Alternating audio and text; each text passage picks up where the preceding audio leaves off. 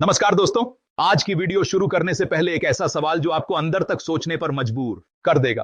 क्या RS1000 RS1500 में आज के समय में कोई इंसान अपनी जिंदगी चला सकता है? अगर आपका जवाब नहीं है तो आपको यह सच जानना बहुत जरूरी है, क्योंकि आज हम बात करने वाले हैं 2026 के सबसे ज्यादा ट्रेंड कर रहे मुद्दे की, EPS 95 पेंशन स्कीम। यह सिर्फ एक योजना नहीं है, बल्कि लाखों लोगों की जिंदगी की हकीकत है। यह बुजुर्गों की मजबूरी है और अब यह एक सम्मान की लड़ाई बन चुकी है। आज अगर आप YouTube, इंस्टाग्राम या फेसबुक खोलेंगे तो हर जगह एक ही सवाल दिखाई देगा, EPS 95 पेंशन बढ़ेगी या नहीं। लोग लगातार वीडियो बना रहे हैं, लाइव आ रहे हैं, अपने अनुभव साझा कर रहे हैं और कई जगहों पर रैलियां भी कर रहे हैं। ऐसा इसलिए हो रहा है क्योंकि अब लोग चुप नहीं रहना चाहते।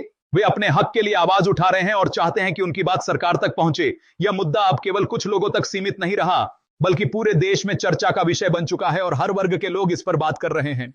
चलिए इस मुद्दे को एक वास्तविक उदाहरण से समझते हैं। एक व्यक्ति जिसने अपनी जिंदगी के 30 साल नौकरी में लगा दिए, हर महीने उसकी सैलरी से कुछ पैसा कटता रहा, लेकिन उसने कभी शिकायत नहीं की, क्योंकि उसे भरोसा था कि रिटायरमेंट के बाद उसे पेंशन मिलेगी और वह सम्मान के साथ जीवन जी पाएगा। लेकिन आज जब वह रिटायर हो चुका है, उसे हर महीने केवल RS2000 पेंशन मिलती है। अब जरा सोचिए, दवाइयों का खर्च RS1500, राशन RS2000, बिजली का बिल RS800 और अन्य खर्च अलग। ऐसे में RS1200 में क्या संभव है? यही असली सच्चाई है और यही कारण है कि यह मुद्दा आज हर जगह ट्रेंड कर रहा है। यह सिर्फ एक कहानी नहीं है, बल्कि लाखों लोगों की हकीकत है जो अपनी पूरी जिंदगी मेहनत करने के बाद भी आज आर्थिक संघर्ष का सामना कर रहे हैं। EPS 95 योजना को शुरू करने का उद्देश्य बहुत अच्छा था। इसका मकसद था कि प्राइवेट सेक्टर में काम करने वाले कर्मचारियों को भी रिटायरमेंट के बाद आर्थिक सहारा मिले। इस योजना में कर्मचारी की सैलरी से एक हिस्सा जमा होता है, कंपनी भी योगदान देती है और सरकार भी इसमें भागीदारी करती है। यह सब इसलिए किया जाता है ताकि जब कर्मचारी काम करने की स्थिति में न रहे, तब उसे हर महीने पेंशन मिल सके और वह सम्मानजनक जीवन जी सके। लेकिन समय के साथ हालात बदल गए, महंगाई लगातार बढ़ती गई, जीवन जीने का खर्च बढ़ता गया, लेकिन पेंशन की राशि लगभग वहीं की वहीं रह गई। यही सबसे बड़ी समस्या बन गई है।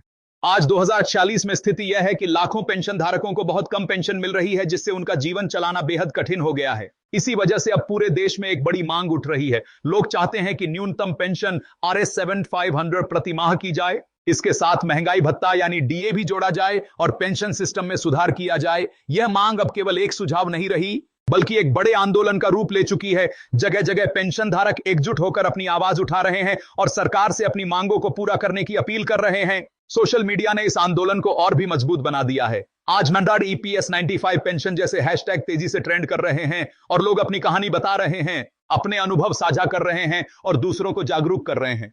अब सबसे बड़ा सवाल यह है कि क्या पेंशन बढ़ेगी? क्या RS7500 की मांग पूरी होगी? सच यह है कि अभी तक कोई अंतिम आधिकारिक घोषणा नहीं हुई है, लेकिन सरकार पर दबाव लगातार बढ़ रहा है। यह मुद्दा अब इतना बड़ा हो चुका है कि इसे नजरअंदाज करना आसान नहीं है। विशेषज्ञों का मानना है कि आने वाले समय में इस दिशा में कुछ सकारात्मक कदम उठाए जा सकते हैं, लेकिन फिलहाल कुछ भी निश्चित रूप से कहना मुश्किल है। यहां एक और जरूरी बात समझना जरूरी है, फर्जी खबरों से बचना। आजकल सोशल मीडिया पर कई बार ऐसी खबरें वायरल हो जाती हैं कि पेंशन बढ़ गई है या जल्द ही बढ़ने वाली है, लेकिन बाद में पता चलता है कि वह खबर सही नहीं थी। इसलिए जरूरी है कि आप केवल आधिकारिक स्रोतों से ही जानकारी प्राप्त करें और किसी भी अफवाह पर भरोसा न करें।